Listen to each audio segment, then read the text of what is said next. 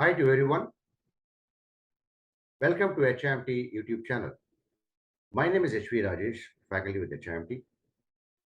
In this video, we will discuss about personal survival techniques training course HMT exit exam questions. We'll be looking into 30 questions with options and we'll also discuss what is the correct answer with a few explanations. Let us continue. Sample questions for PST exit examinations with explanations. First question. Emergency position indicating radio beacon, that is EPIRB, is considered as option A, primary means of alerting device, option B, secondary means of alerting device, option C, both primary and secondary, last option, none of the above. EPIRB is an emergency equipment on board any vessel which is used in an extreme emergency condition to indicate to a shore authority that the vessel is in grave and imminent danger and require immediate assistance. Is it a primary means of alerting device? Let us see. No. Is it both primary and secondary? Not the correct answer. None of the above is not the correct answer. So the correct answer is secondary means of alerting device. Why? On board any vessel, the primary means of alerting in a distress situation is going to be the GMDSS equipments comprising of DSC, that is digital selective calling, which is a primary means of alerting on the terrestrial network. And we do have our SATCOM C on board with which we can send distress alerts to the shore-based rescue coordination centers. Let us go for the second question. How can a search and rescue radar transponder, that is SART's, effective range can be maximized? First option, the SART should be placed in water immediately after activation. Option number 2, the SART should be put on high power mode. Number 3, mount the SART horizontally with respect to rescue vessel radar. Last option, it should be held as high as possible. Okay, option A, not the right one. Option B is also not the correct. Option C is not exactly, I can say, anywhere close to the correct answer. So the right answer will be the last option. It should be held as high as possible so that the effective range is increased when it increases the line of sight range of the propagation. Question number 3. On a passenger ship, muster of passengers must be carried out. First option, within 1 week after boarding the vessel. Second option, within 24 hours of leaving the port. Third option, whenever the passengers settle down.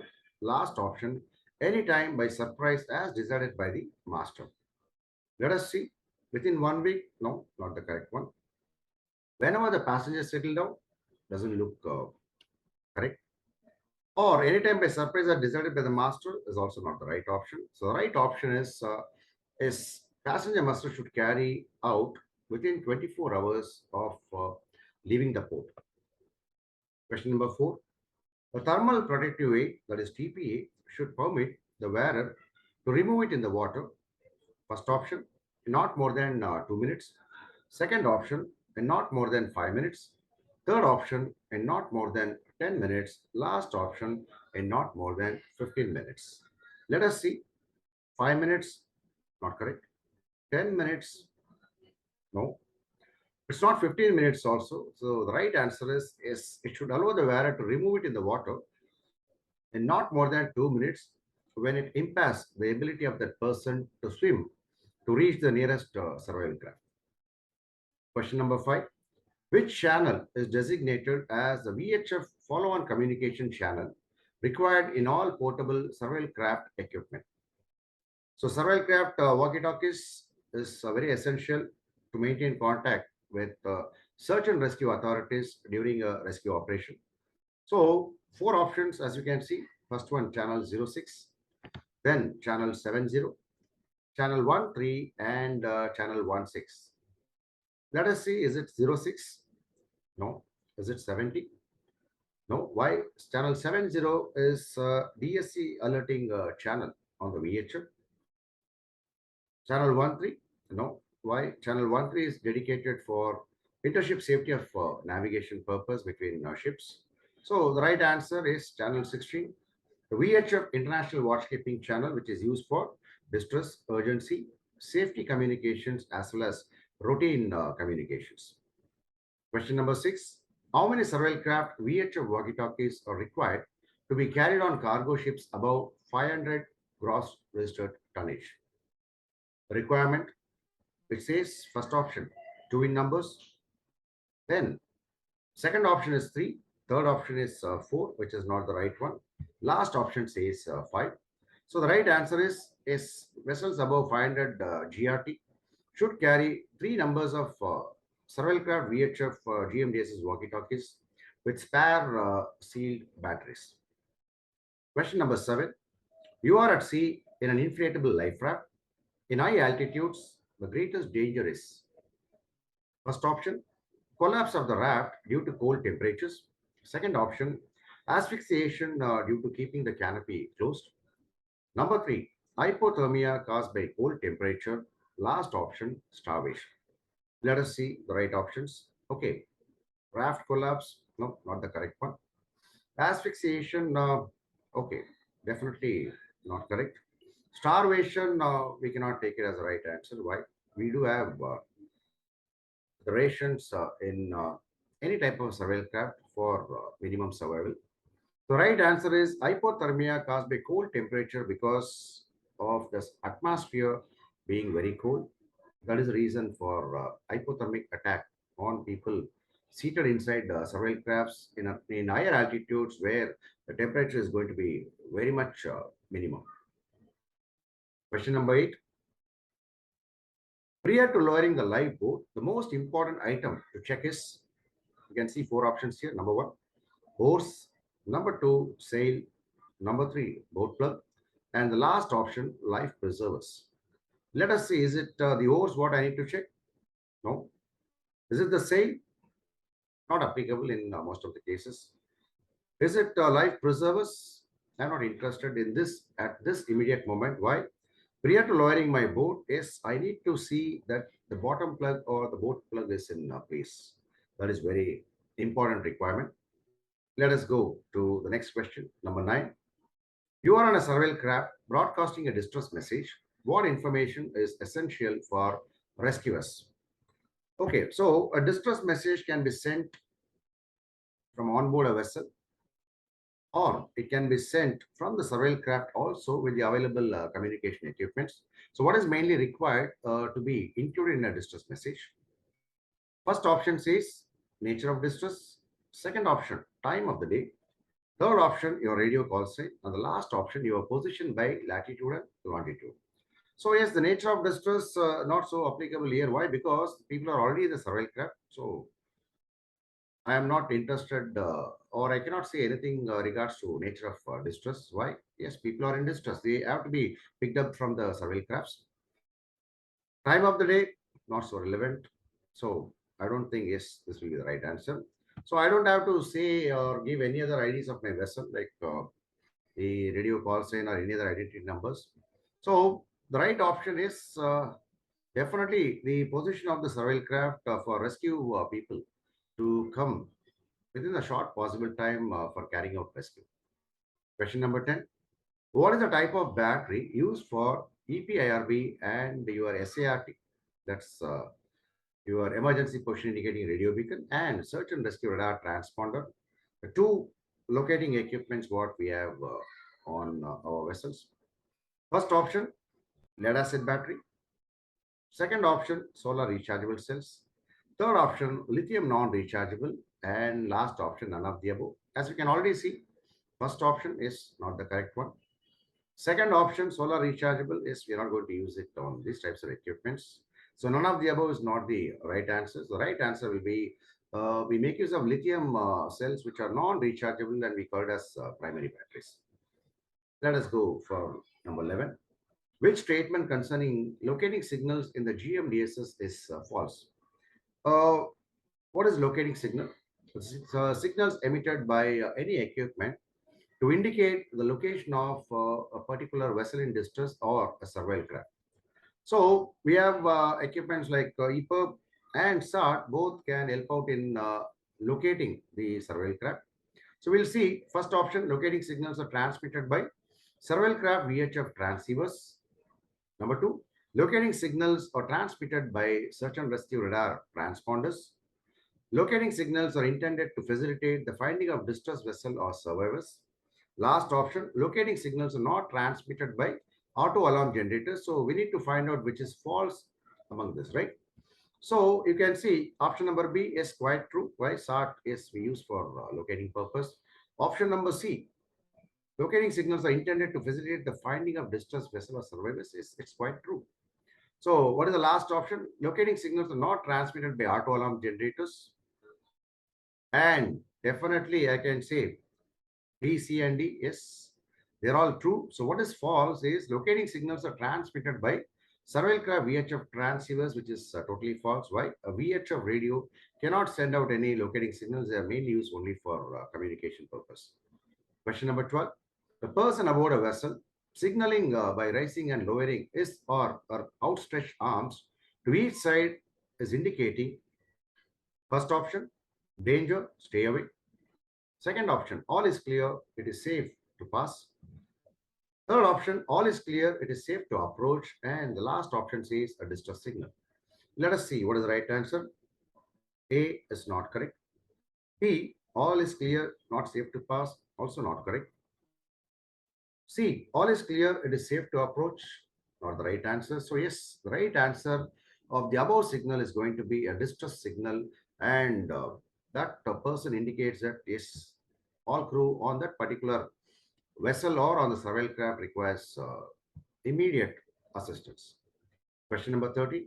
You are involved in an emergency landing of a helicopter in water. You should inflate your life jacket. Option 1, upon entering the helicopter. Option 2, prior to reaching the water. Option 3, after reaching the water but prior exiting the helicopter. Last option, after clear of the helicopter. So in helicopters, we make use of inflatable life jackets as the helicopters move over the water, and is for offshore purposes is being used in a very much broader way. So when the life jacket has to be inflated, let us see first option. No, not upon entering the helicopter, it's not going to help us out. Why? Sometimes when the helicopter ditches into the sea, the crew has to make their way outside in a safer way, and they should know when to inflate it. Let us see B, prior to reaching the water. No. Number 3, after reaching the water, but yes, prior to exiting the helicopter, that is also not right option. And what is the right option is after exiting clear of the helicopter, the crew has to inflate the life jackets so that they can be floating in a safer zone away from the helicopter. Question number 14. Choose the right combination of VHF channels for emergency communication during search and rescue for ship-to-ship and ship-to-aircraft communication. So what are the emergency communication channels we make use of during a SAR operation? Option A says channel 21 and 23. Option B, channel 06 and 30. Option C, channel 16 and 06. And the last option, channel 70 and 16. Let us see which is the right one. Not option A. Okay, not also option B, 06 and 30. And it's not option D, channel 70 and 16. Right option is channel 16 and 06. Channel 16 for ship-to-ship communications, and channel 06 for ship-to-aircraft communications during search and rescue operations. Question number 15. A Davit launched life raft can be boarded. First option, from the water only. Second option, at the deck. Third option, by jumping down onto it. And the last option, through the escape tube. So a Davit launch life raft is so advantageous in a way that all the crew can board from the embarkation deck of the vessel. And another biggest advantage is the crew or the passengers can have dry boarding without the need for entering into the water. So let us see what is the right answer. From the water only, not correct. At the deck, okay, we'll see later. I think that should be the right answer. Right? Option C, by jumping down onto it. Option D, through the escape tube, not the right one. So right option is at the deck, boarding from the embarkation deck. Number 16, passenger vessels 240 meters and above should have how many lifebuoys? Option A, 8. Option B, 12. Option C, 3030. Last option, 1414. Is it 8? No. 12? No. 14? Not the right one. Right answer is 3030 lifebuoys. Question number 17. Which shipboard equipment will detect a signal from a search and rescue radar transponder? Options given. Option A, S-band radar. Option B, digital selective calling equipment, that's a DSC receiver. Option C, satellite communication terminals on board. Option D, X-band radar. So let us see, is it S-band radar? No. Not a DSC equipment also. Why? DSC equipment is a terrestrial equipment that is only for alerting purpose. Number 3, satellite communication terminal? No, not exactly. Right answer is X-band radar, which operates on 9 gigahertz frequency band. And that is the frequency on which your SART also activates. Question number 18. With the sprinkler system and air system on and all hatches shut, the survival craft will provide protection from, first option, nuclear environment. Second option, fire and toxic environment. Third option, storm or an hurricane. Last option, sea creatures. Let us see. Exactly not right. The first option, nuclear environment. Number 2, okay, we'll see. Number 3, storm and hurricane. Not the right answer. Last option, sea creatures is also not right. So yes, you got the right one here. It definitely protects from fire and toxic environment when the survival craft is just getting away from the mother vessel, which is in danger. Yes, it could be on fire. There could be oil fire on the water. So it's a very good protection of having both the systems. Question number 19. What must be the characteristics of a life buoy attached with self-igniting light and smoke? Four options is number 1. 2 hours of light with 2 candela luminous intensity with 15 minutes of smoke. 1 hour of light with 15 minutes of smoke. 2 hours of light with 2 hours of smoke, and 15 minutes of light with 15 minutes of smoke. Let us see. B is not the right one. C, 2 hours light and 2 hours smoke. Not the right one. Last option, 15 minutes is also not the correct answer. Right answer is first option, 2 hours of light with 2 candelas of luminous intensity and 15 minutes of smoke. Okay, question number 20. The most important reason for taking anti-seasickness pills as soon as possible after entering into a life raft is for what purpose? First option, assist in sleeping. Second option, reduce appetite by decreasing nausea. Third option, prevent loss of body moisture by vomiting. Last option, prevent impaired judgment due to motion-induced deliriousness. Let us see the right options. First option, not correct. It's not going to help out in sleeping. Okay, option number B. Let us see. Not correct. Reduce appetite by decreasing nausea. Last option is also not correct, which says something regarding to your judgment. The right option is third one, which says it prevents loss of body moisture by vomiting. So that is the right answer, to have seasickness pills to reduce your giddiness and vomiting sensation, and it protects people a little bit from vomiting. Let us go for the next one. Question number 21. A rescue vessel is approaching an activated SART, that's a search and rescue radar transponder, and at a distance of 5 miles, what indication appears on the rescue vessel radar? Okay, first option, SOS symbol that appears on the display of the radar screen. Second option, concentric circles. Third option, a series of 12 equally spaced blips outward from the SART's position along its line of bearing. Last option, wide arcs. So when a SART is activated in a distress situation and a rescue vessel is approaching towards that particular location, At a nominal distance of about, say, 5 miles, the SART signals can be easily intercepted by the rescue vessel radar. So when it intercepts, what is the indication that comes on the radar screen? That's what this question is all about. We'll see whether it's a SOS symbol. No. Concentric circles. No. Wide arcs, not upon immediate reduction. It could happen a little bit when the vessel comes closer to the location of SART. So initial indication will be a series of 12 equally spaced dots or blips outward from the SART's position along its line of bearing. Question number 22. On what frequency EPIRBs transmit information to satellites on emergency activation? So what is the frequency on which EPIRB sends distress signals to the satellite? From there, it's getting relayed to a ground station, which in turn is going to relay this signals along with the position of the vessel in distress to a marine rescue coordination center. So options, first one, 121.5 megahertz. Second one, 243 megahertz. Third option, 156.8 megahertz. And the last option, 406 megahertz. Let us see which is the right answer. Not 121.5, of course, not 243. And 156.8 megahertz is your VHF channel 16 frequency.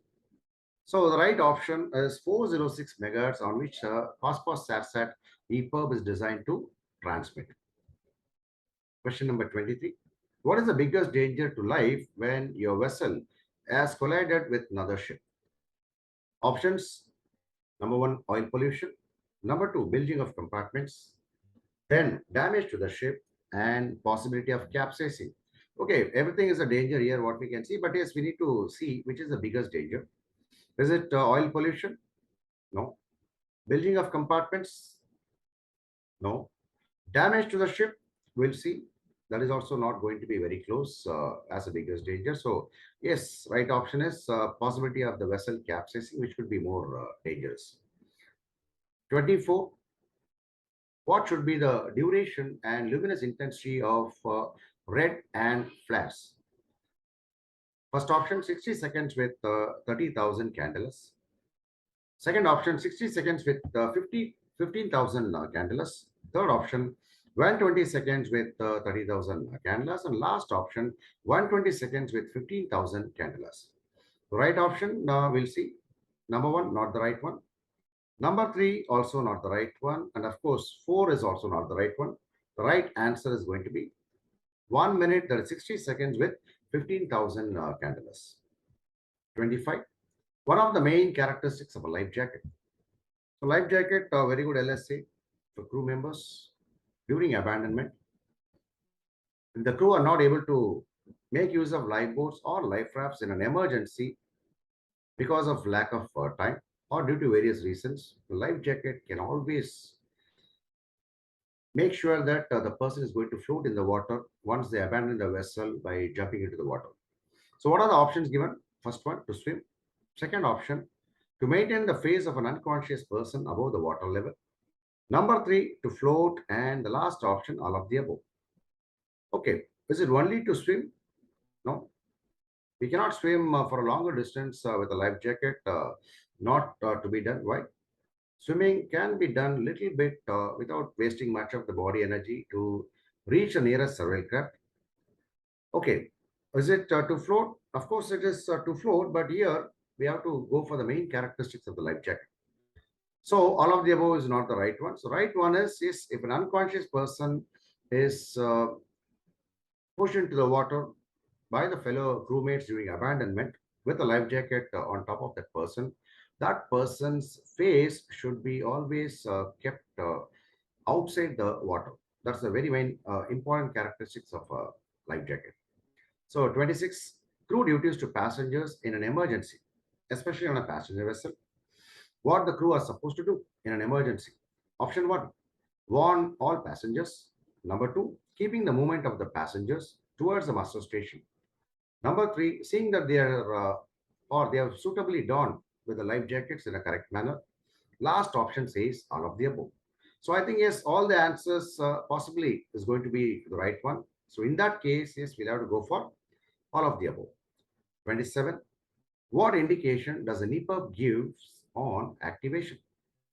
Okay, once the EPIRB is activated in an emergency situation, what is the indication we are going to get? First option, voice prompt saying EPIRB is activated. Second option, strobe lights or flashes on top of the EPIRB. Third option, gives out a printout of distress message sent. Last option says all of the above. Voice prompt, not the right option. We don't get any voice prompt. Third option gives out a printout, totally false.